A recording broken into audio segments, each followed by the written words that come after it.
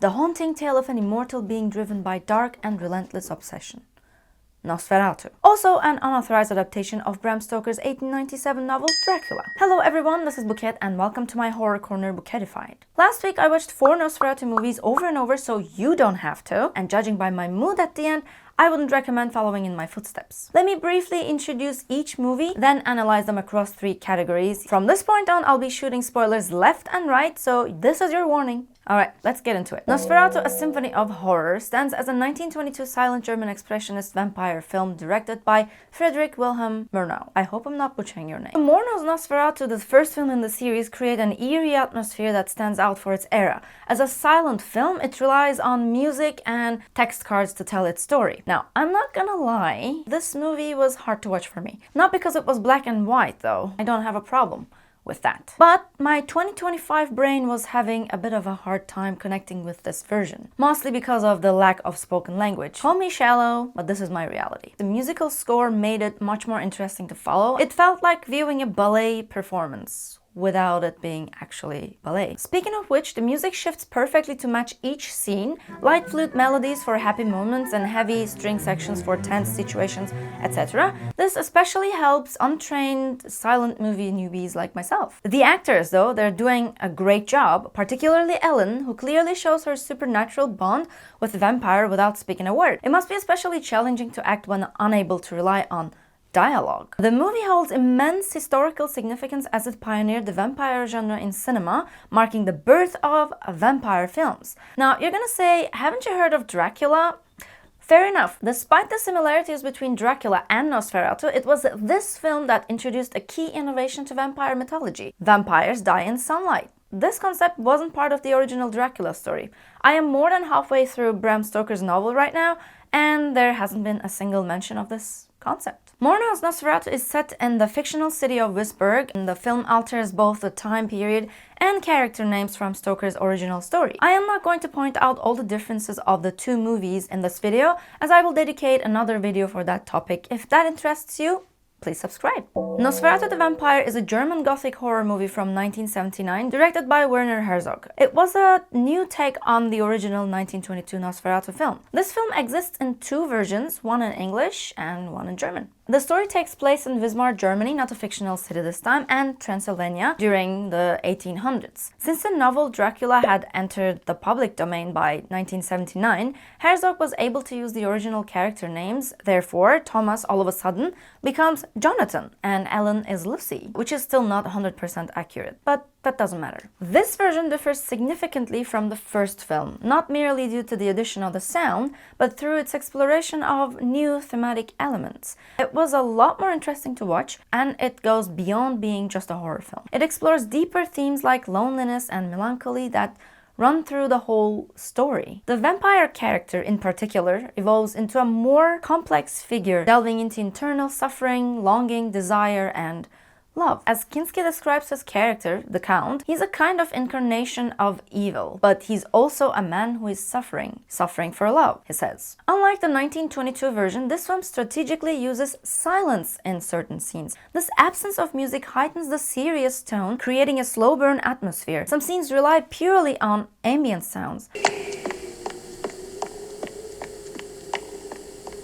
When music does appear, though, we hear Gregorian chants, and they establish a deeply dark mood. As a side note, the song resembling Gregorian chant in the movie Nosferatu the Vampire is actually a Georgian folk song called Zinkaro. The song, executed by a male choir, showcases unmistakable parallels with the distinctive style of Gregorian chants. Lyrics translate as follows. While passing by the spring, I met a beautiful girl with an ewer on her shoulder. I greeted her, but she left offended while passing by the spring. This was a perfect choice of music for this movie. Also, this version has a slightly different ending than all other versions, and while it also continued with a sequel, I'd rather not get into that. Nosferatu, a Symphony of Horror, is a 2023 American horror film directed by David Lee Fisher. This movie is a remake of the original Nosferatu from 1922. What sets this remake apart is its use of green screen technology to incorporate colorized backgrounds from the original film into live-action scenes. The film follows the original silent version scene by scene with a new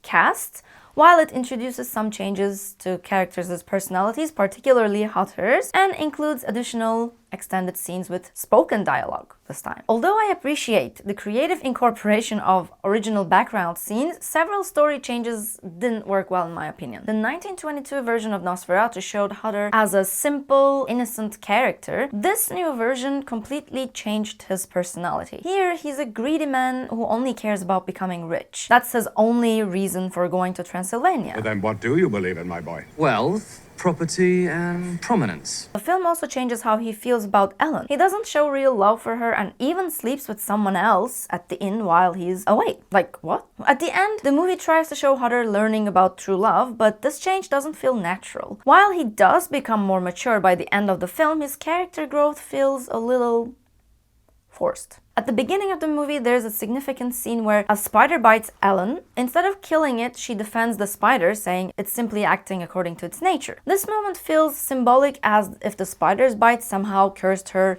setting her on the path to her dark fate.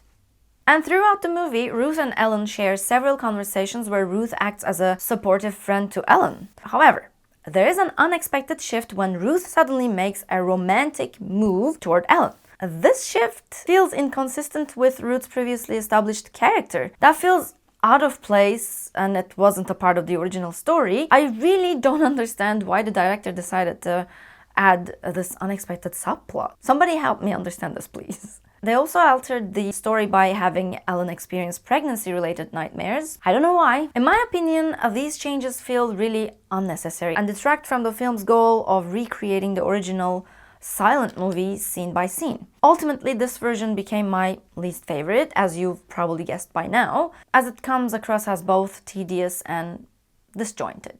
Eggers' Nosferatu was released on Christmas Day 2024, an intriguing choice for premiering such a dark film. In my opinion, this version is the most artistic and the darkest of all adaptations. It's clear how much effort went into both the visuals and makeup for the era. Eggers apparently is a director known for his exceptional period film accuracy. The storyline has also been significantly deepened, introducing details not presented in the earlier versions. For example, the connection between Ellen and Orlok, which is portrayed with much greater strength and detail. Their dialogues reveal a complex bond. And also, this is the only version where we see Ellen summoning the vampire before the events of the main story unfold. This adds tremendous depth to the narrative, establishing from the beginning that the Count isn't pursuing her simply because he glimpsed her picture once and fell in love, or because he smelled her hair strand or something. While Ellen appears to love Jonathan in the physical world, she's actually sworn to and bound with Count Orlok in some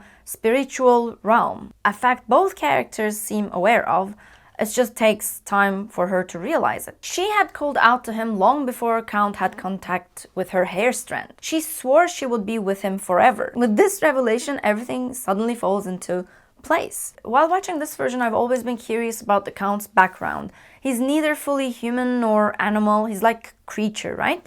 But what is his origin story and history? Since Nosferatu doesn't exist as a novel, unlike Dracula, we can only glean these details from the films themselves, interpreting the character through each director's unique vision. And Eggers went above and beyond to write a background story for Bill Skarsgård to help him understand his character more in detail. I wish I could read it too. Eggers' version also introduces additional plot elements, by the way. While all other versions conclude with Ellen making the ultimate sacrifice, this adaptation features a parallel mission to defeat Orlok. Unlike the additional elements in Fisher's version, I think this adaptation provided the movie with some extra dramatic flair. It doesn't significantly alter the plot and adds a touch of originality to the interpretation. There is so much more to discuss, but rather than getting lost in details, let me now begin my comparison of these four adaptations across three categories.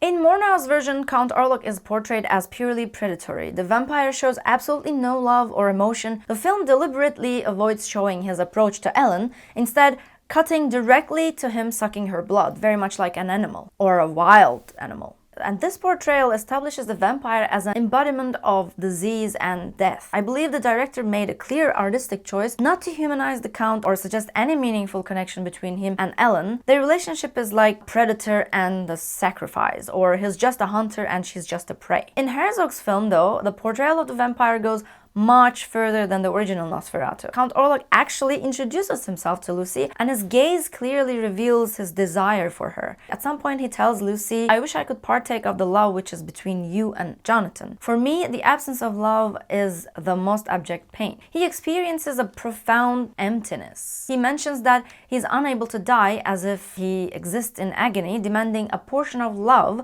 she gives to Jonathan. This portrayal, in my opinion, reveals a profound character capable of experiencing human emotions, even one as powerful as love. By the end of the movie, right before the bite happens, there's a scene with a subtle sexual undertones, suggesting a moment of sensual exploration as well. In Fisher's version, though, the Count shows no real feelings for Ellen. He's only interested in her neck for feeding.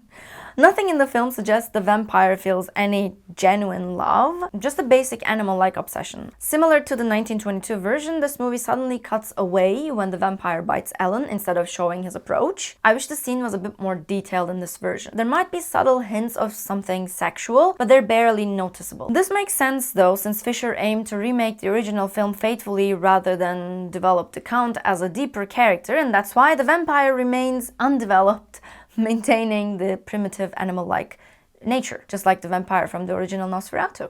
In Egger's version, if you noticed, the Count doesn't even see Ellen's picture. He only smells her hair token, which he keeps rather than returning. While this initially appears to be mere obsession, it evolves into something more profound by the film's end. As we discover, they already know each other from before, when she had called out to him. Throughout the film, Thomas occasionally sees Ellen in his visions as Count. The Count sucks Thomas' blood, yet Ellen suffers from the abundance of it, as if they are sharing one physical form, whether willingly or not. At some point, we hear Count saying, "Soon our flesh shall embrace and we shall be as one," suggesting he wants her as if they belong to each other. Later in Wisberg, he declares, "I shall taste of you," like yearning for reunion. Right before the climax of the movie, after declaring, "You are mine," he kisses Ellen passionately, like a long-lost lover, something absent from previous versions. Isn't that showing some sort of affection?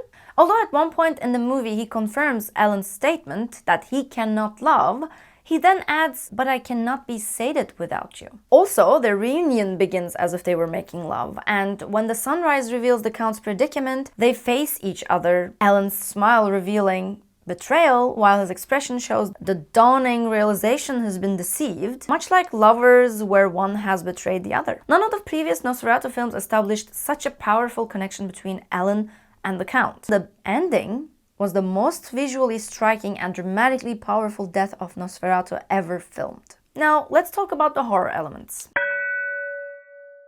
In Murnau's movie, I didn't feel there were many horror elements. Even though it was classified as horror film, it wouldn't scare modern audiences, but I can easily imagine how the viewers in the 1920s would have considered it terrifying. From my perspective, it was more like watching an ordinary film. You know what I mean? Potter seems more afraid of Count Orlok's strange behavior than his appearance.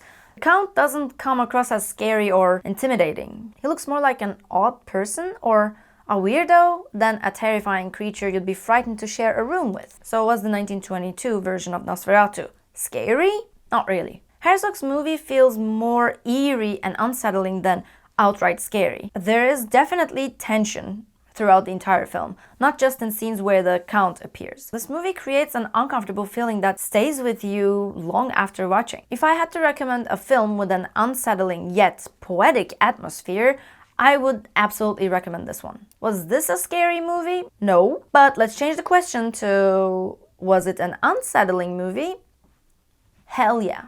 Fisher's Nosferatu has some dark elements, but this version wasn't uncomfortable to watch. Again, much like Murnau's version, this film isn't particularly scary either. Since they aimed to remake the original, which wasn't very frightening itself, this version similarly fails to evoke much fear. Green screen effect added some nuance to the general atmosphere, but other than that, was it a scary movie? No. Now, Egger's version, in my opinion, hands down was the scariest. And it's also the darkest one. It certainly has horror elements that genuinely frightened me. Honestly, the sounds of the Count sucking Thomas' blood made me really uncomfortable. There was something particularly disturbing about those audio effects. Generally speaking though, I wish there were more horrifying moments, given that it was almost a 2-hour movie. I can't remember anymore how long it was. The actual horror elements weren't quite enough, I think. Despite its strengths, I don't remember being scared as consistently as I would have expected. Yet, was it a scary movie? Yes, it was. Now, let's talk about the vampires, shall we? Murnau's vampire feels more like an instinctive creature. He behaves more like an animal than a human who likes to suck blood. Perhaps because it's a silent film, I found him quite caricaturistic, if you know what I mean. He looks like a bat to me. Even when he sees the picture of Ellen, he examines it in an almost comically exaggerated way. When Thomas opens the Count's coffin, he appears creepy, yes, but he also looks like a mischievous creature rather than a truly terrifying monster. The scenes where we see him carrying his own coffin, attempting to do it discreetly, looks somewhat funny to me. And I'm not even talking about the stop-motion scene. It was very bad.